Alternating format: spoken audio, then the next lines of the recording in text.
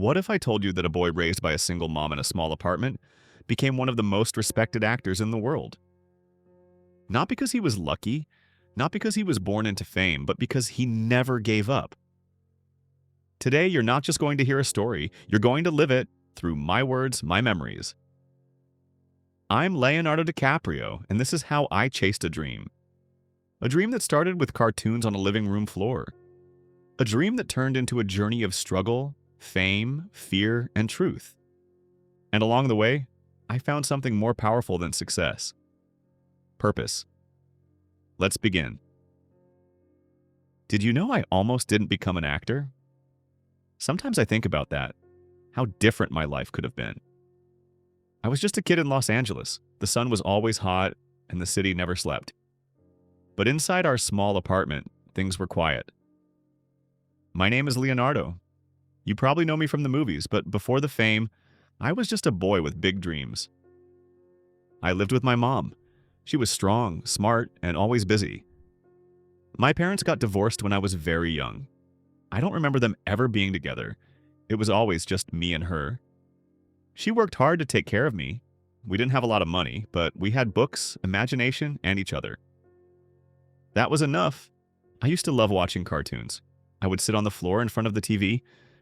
I would copy the voices and act out the characters.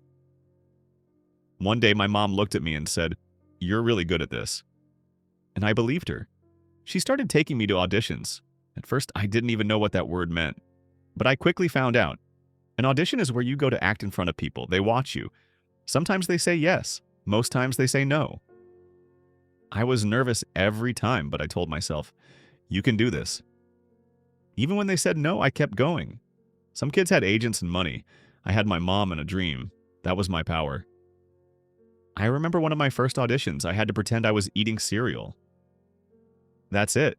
Just eating cereal. Sounds easy, right? But I was so nervous I dropped the spoon. Still, I smiled and kept going. They laughed, not in a bad way. They said, "This kid's got something." And that gave me hope. Every day was different back then. Some days we had acting lessons. Other days we were late for school because of traffic. My mom never complained. She believed in me when I didn't believe in myself. That made all the difference. Sometimes I felt out of place. Other kids had normal lives, sports, games, parties. I had casting calls and script readings. But I loved it. Even the waiting rooms with cold chairs and old magazines. Because I knew what I wanted. I wanted to tell stories. I wanted people to feel something when they watched me. That feeling was better than any prize. One day, we were walking down a busy street. Someone stopped us and said, "Is he an actor?" My mom said, "He's trying to be." The person gave her a card. He said, "Call this number." I have a friend in casting. It felt like a movie scene. We called. I got a small part in a commercial. It was only 10 seconds. But it felt like winning the lottery. My face was on TV. People at school started noticing me. They said, "Hey, I saw you." I tried to act cool, but inside I was screaming. I felt proud. Like I was doing something right. Like all the work was paying off. But it wasn't always easy. Some days I would cry after auditions. Rejection hurts, especially when you're a kid. You start to ask, "Am I good enough?" But my mom would hug me and say, "Yes, you are." And I believed her again. I started getting better at acting. I learned to use my eyes, my hands, my voice. I learned that acting is listening, not just speaking. I watched movies and practiced scenes in the mirror. I studied people on the street, how they moved, how they talked. Everything was a lesson. We couldn't afford acting school. But life became my classroom. And my mom was my teacher. Sometimes I wonder what would have happened if she didn't believe in me. Would I still be here? Would I have quit? I'll never know. But I do know this. She gave me a chance. And that chance changed my life. If you're watching this, maybe you have a dream too. Maybe you're scared or unsure. That's okay. I was too. But if you keep going, keep trying, something might happen. Something beautiful. Back then, I had nothing but hope. Today, I have a story to tell. And it all started in a little apartment in Los Angeles, with a boy, a dream, and a mother who believed. The first time I stepped onto a real set, I felt like I was walking into a dream. There were lights everywhere, cameras, people shouting, and I was just a kid trying to look like I belonged. I remember the smell of fresh paint and coffee. The crew moved fast like a machine. I stood there watching everything with wide eyes. My part was small, just one line, but I practiced it 100 times. I didn't want to mess it up. When the director said, "Action," my heart jumped. I said the line, clear, loud. Then the crew clapped. I'll never forget that. That little role led to more auditions. I got parts in small TV shows. Each one taught me something new. One day I got a call for a show called Growing Pains. It was popular back then. I was nervous, but I knew this was big. The audition room was cold and quiet. Other kids were there reading their lines. Some looked confident, others looked scared. I sat in the corner and read my script. I imagined the scene in my head. Then they called my name. I walked in, smiled, and gave it my all. When I left the room, I didn't know if I did well. But 2 days later, they called. "You got the role." I was speechless. I ran to my mom and hugged her tight. Being on a TV show was different. We had rehearsals, table reads, costume fittings. Everything was fast-paced. I played a homeless boy taken in by the family. It was an emotional role. I wanted to get it right. The director told me, "Feel it, don't fake it." That changed how I acted. It became real to me. We filmed scenes that made people cry, and I understood, even at a young age, that acting could touch hearts. My fan mail started to grow. Kids sent letters saying, "You made me feel something." That meant more than any award, but fame is strange. One day no one knows you. The next day they're asking for autographs. I didn't understand it at first. I just wanted to act, to tell stories. But the world started to watch. I had to be careful. One wrong move and it could all disappear. Still, I stayed focused. I treated every job like it was my first. Grateful, hungry, curious. I watched the older actors, how they talked, how they worked. I learned from them. One actor told me, "Stay humble, stay real." That stuck with me, because in this business, you can lose yourself. At home, things stayed the same. My mom cooked dinner, we cleaned the apartment. She reminded me, "You're still Leonardo." I needed that, because sometimes fame makes you forget where you started. We didn't have fancy cars or a big house, but we had purpose, and that kept me grounded. I started reading scripts more deeply. Not just the lines, but the meaning. Why does this character say that? I would write notes, highlight pages. Acting wasn't just pretending, it was understanding. Some nights I couldn't sleep. I would lie in bed thinking about scenes, how to make them better. I became obsessed, in a good way. I wanted to grow, to be better. Sometimes I messed up, forgot lines, missed cues, but I never stopped trying. Each mistake was a lesson, each role was a step forward, and I was just getting started. There was one role that changed everything, a movie part. Small budget, big emotions. I had to cry on camera. The director asked, "Can you do that?" I said, "I'll try." And when the camera rolled, I cried like I meant it. The room was silent afterward. The crew looked at me differently, and I knew I was doing something right. That film didn't make much money, but it got people talking. They said, "Who is this kid?" After that, the phone rang more. Agents, producers, studios. My name was getting around, but I never let it get to my head. I remember the days of small auditions, of pretending to eat cereal. That's the part people don't see. The hard work, the failures, but it's all part of the journey. I kept going. One line became two. Two lines became scenes. And slowly, I was building something. A career, a voice, a future. All because of those early days, those first sets, first roles. First times hearing, "You got the part." They made me who I am. Looking back, I smile because every step mattered.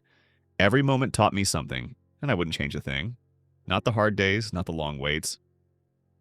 Because they brought me here, to the next chapter, to something bigger than I ever imagined. They told me it would be the biggest movie in the world, but I didn't believe them. I thought, it's just another role.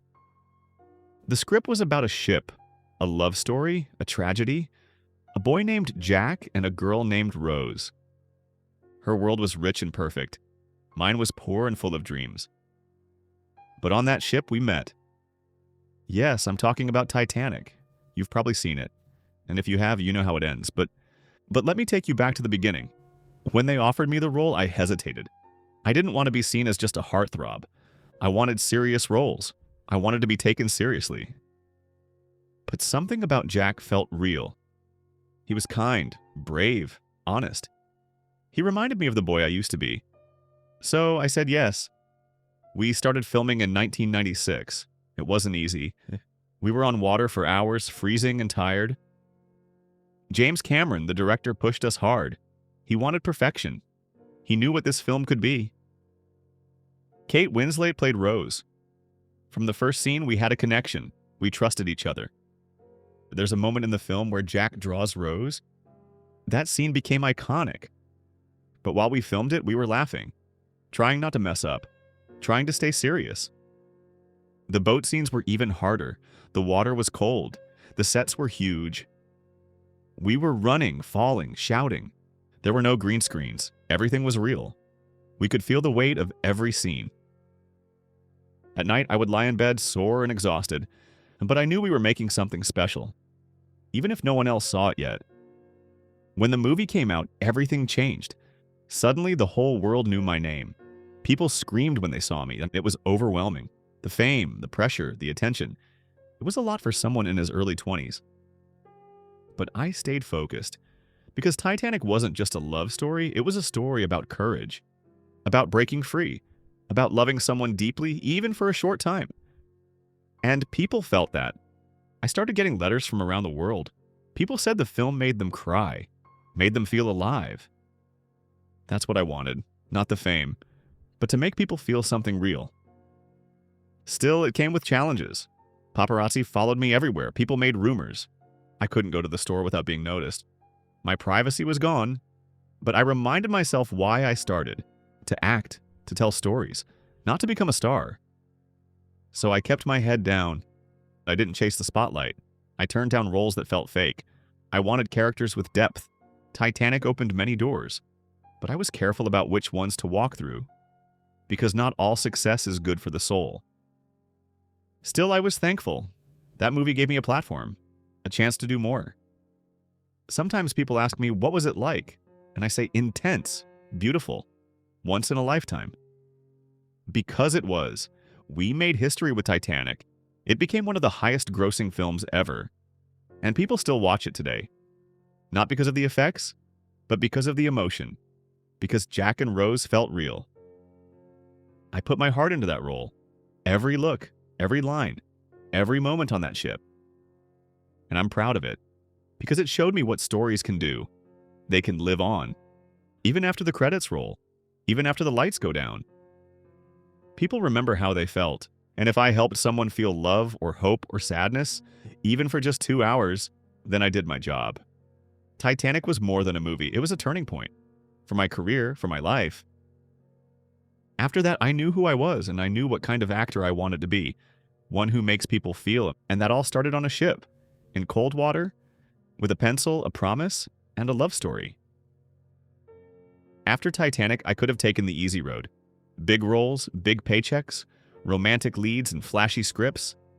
But I didn't want that. I didn't want to play the same character over and over. I wanted more.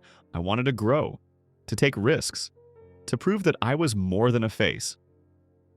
That's when the real work began. I started saying no. No to easy scripts. No to being comfortable. Some people didn't understand it. They thought I was crazy. Why turn down million-dollar roles? But I wasn't chasing money. I was chasing meaning. I wanted roles that scared me. Roles that forced me to dig deep. To feel pain, fear, joy, everything. To become someone else. I read hundreds of scripts, and then I found it. Aviator, Howard Hughes, a brilliant man with a brilliant mind. But also haunted. He built planes. He broke records. But he was broken inside. Playing him wasn't easy. I had to study his life, watch old videos, read his journals. I had to understand his fear, his need for control, his slow fall into madness. Some nights I couldn't sleep. I would think like him, act like him, dream like him. When filming started, I gave it everything, every word, every stare, every breakdown. I wasn't pretending, I was living it. The scenes were intense. I had to lock myself in rooms, wash my hands until they bled. It was exhausting, but it was also freeing, because I was becoming an artist. I wasn't afraid of being ugly on screen, of looking weak or lost. That's what made it real. The audience felt it. And I felt proud, because I didn't play it safe. After that, the roles got deeper. Blood Diamond came next. I played a man chasing a diamond in a war zone, a man who didn't care about others until he met someone who changed him. I had to learn a new accent.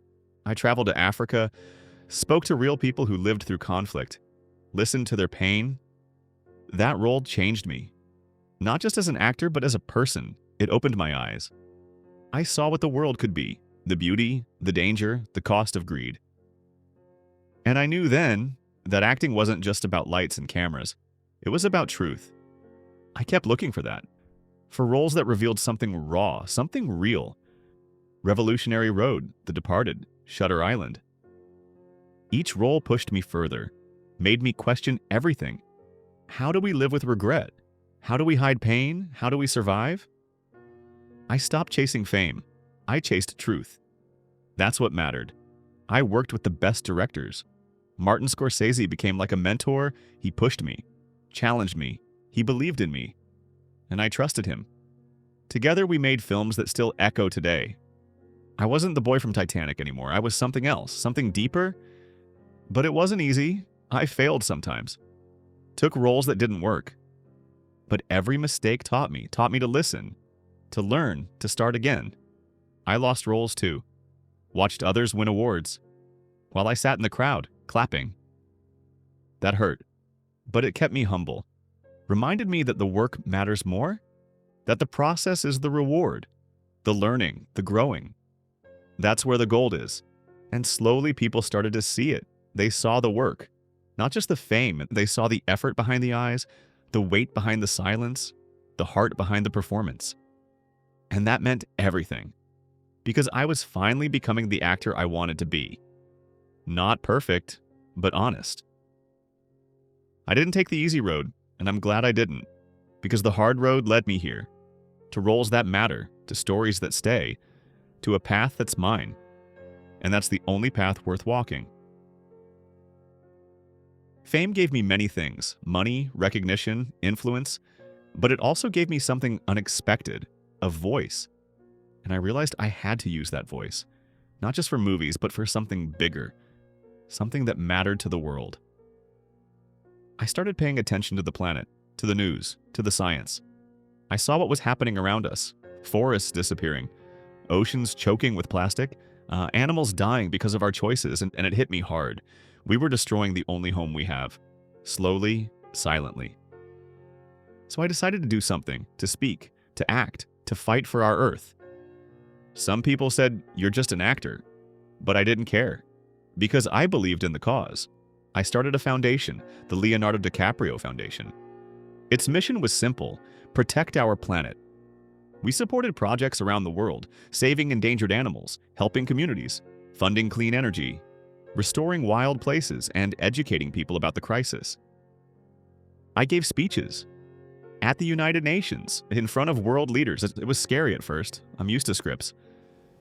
But this was real. I spoke from my heart about melting ice, rising seas, about what's at stake.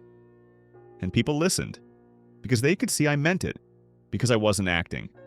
I visited places affected by climate change: the Arctic, the Amazon, remote islands. I saw the damage with my own eyes, and I couldn't stay silent. I narrated documentaries, produced films about the environment. We reached millions of people, not to scare them, but to wake them up. Because the Earth is in trouble, and we can't pretend anymore. We need action. Not tomorrow, today. This isn't a movie with a happy ending. It's real life. And we all have a part to play. That's what I tell people. You don't need to be rich or famous. You just need to care, to use less, waste less, speak more. Every small act counts. Sometimes people ask me, "Why do you care so much?" And I say, because I have to. Because I love this planet, the animals, the oceans, the forests that breathe for us. Because I want future generations to see polar bears, to swim in clean water, to walk in green forests, to breathe fresh air, to live in balance. We owe them that. And it starts with us, right now. This work isn't glamorous. It doesn't come with awards, but it gives me something else. Purpose, hope, a reason to keep going. It balances the fame, it grounds me, it reminds me that life is bigger than movies. And that's why I keep speaking, even when it's hard. Even when some people don't want to hear it. Because silence helps no one. And time is running out. We have the power to change things. We just have to care. Really care. And act. I still act in films, but this is my real role, to protect what we all share, to stand up for the voiceless, to fight for the future, because if we don't, who will? For years, people kept asking me the same question. When are you going to win an Oscar? They said it like it was the only thing that mattered. But for me, the work always mattered more. The learning, the struggle, the craft. That was the real reward. Still, I won't lie, when it finally happened, it felt good. Really good. It was 2016. The film was The Revenant, a story about survival, pain, and nature. We filmed in the coldest places on Earth. Snow in our boots, ice in our breath. Everything felt raw and real. I slept in animal carcasses, ate raw bison liver, fell into frozen rivers. All for the role, all for the story. Because that's what the character demanded. It broke me down, but it also built me up. And when they called my name on that stage, I felt years of work come rushing in. The auditions, the rejections, the scenes that left me in tears. I thanked everyone. My family, my team, my director. But most of all, I thanked the Earth. Because The Revenant wasn't just a movie, it was a message about our planet, our future. That night, I spoke to millions. I said climate change is real, and we can't wait. It was a short speech, but it was true. And I meant every word. After the Oscar, things changed. People looked at me differently, like I had finally arrived. But I knew I'd been here all along, working, growing, failing, trying. The award didn't make me an actor. The journey did. And I still feel like I'm just getting started. There's always more to learn. I keep choosing roles that challenge me. Stories that have weight, that dig into the human heart. I don't want to play it safe. Not now. Not ever. Because comfort never made me better. I still work with the best. Scorsese, Nolan, Tarantino, directors who push boundaries, who see acting as art, and treat stories like they matter. Because they do. And outside of acting, I keep fighting. For the environment, for justice, for truth. Because fame without purpose means nothing. It's just noise. And I want to make something that lasts. Sometimes I think about that little boy, sitting in a small apartment, watching cartoons, imitating voices. He had no idea what was coming, no idea how big life could be. But he dreamed. And that dream carried me. Through highs and lows, through lights and shadows, I owe everything to that dream, and to the people who believed in me, especially my mother. She's the reason I'm here. She showed me love. She gave me strength. Now I try to give that back, to help others dream, to tell stories that move people. Because that's what it's all about, not fame, but connection, not applause, but impact. That's the legacy I want to leave. So if you're watching this and you have a dream, hold on to it, even when it's hard. Even when no one believes in you. Because dreams have power.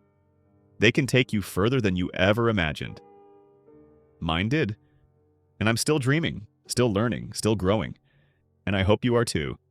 Because your story matters, and the world needs to hear it. From casting calls to Oscar nights, from childhood dreams to environmental fights. This is the story behind the spotlight. If it inspired you, then remember this. Your voice matters. Your dream matters. Don't wait for someone to tell you it's possible. Start. Try. Fail. Try again. And one day, your story could change lives too. Thanks for watching. Keep learning. Keep dreaming. And I'll see you in the next story.